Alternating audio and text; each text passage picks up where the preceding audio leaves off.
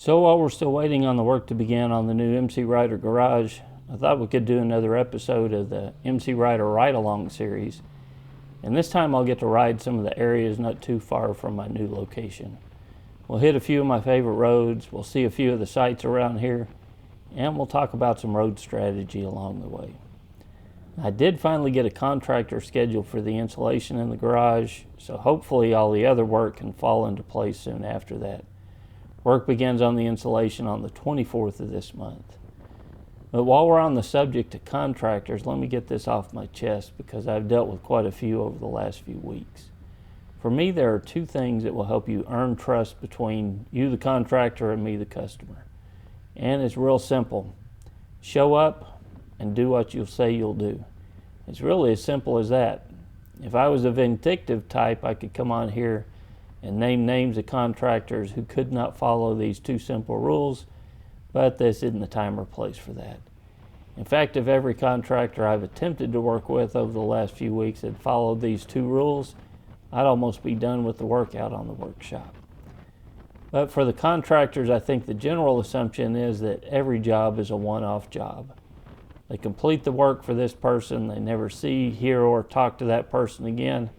And even if they don't show up, they've only made one person mad, and it's not like they've abandoned everyone they could possibly work for.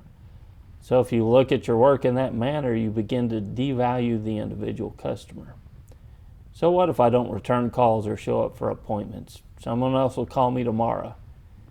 This is much truer for contractors who work in a large city than those who work in small towns. If you don't show up in a small town, everybody knows about it before long and you're out of work. So if you're a contractor and you're watching this video, just show up and do what you say you'll do. These two simple rules will help your business grow. You'll get repeat customers and customers on referral because you're trustworthy. Now this is a road I've ridden on several times before because I love this view. And while we don't have many places of elevation in North Texas, this is about as good as it gets. The wide angle lens here doesn't really do this scene much justice, but that's Eagle Mountain Lake in the distance, and it is really a beautiful scene when you crest that ridge and you see the lake below.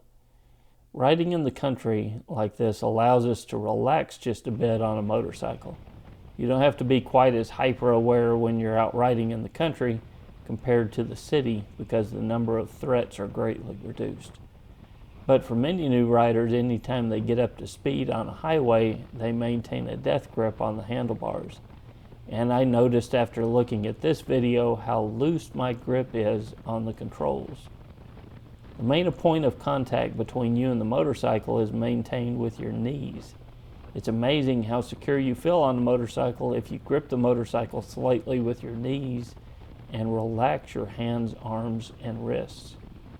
If you're able to relax on the grip on the handlebars, you allow the motorcycle to make adjustments to the surface of the road, and all those road surface irregularities are not fed back up through the handlebars into your arms and torso. You'll also finish the ride much more relaxed as well. If you finish the ride and you feel tension in your hands, forearms, and shoulders, you may want to check your grip and see if you can loosen that up a little. As I was riding around this day, I came up on this corner and I circled back intentionally and looked down at the rocks. Instead of looking through the corner, I looked down at the rocks so I could give you a better idea of what I faced here. Now you've heard me say frequently on MCrider to point your nose where you want the motorcycle to go, or look in the direction you want the motorcycle to go, or look through the corner.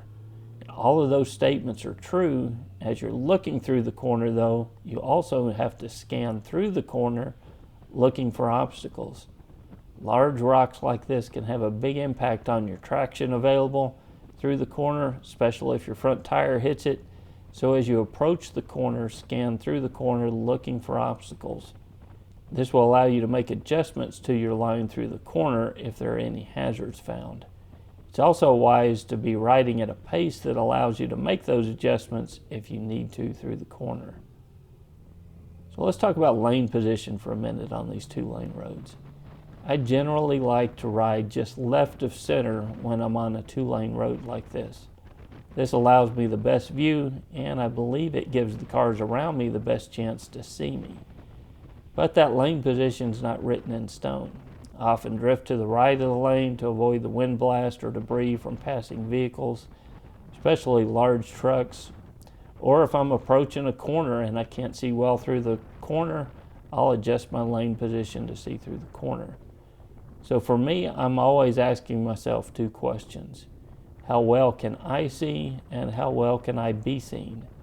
And I try to keep myself in the best possible position regarding those questions. But if I have to choose one over the other, how well can I see or how well I can be seen, I'm always going to put myself in a position where I can see up the road.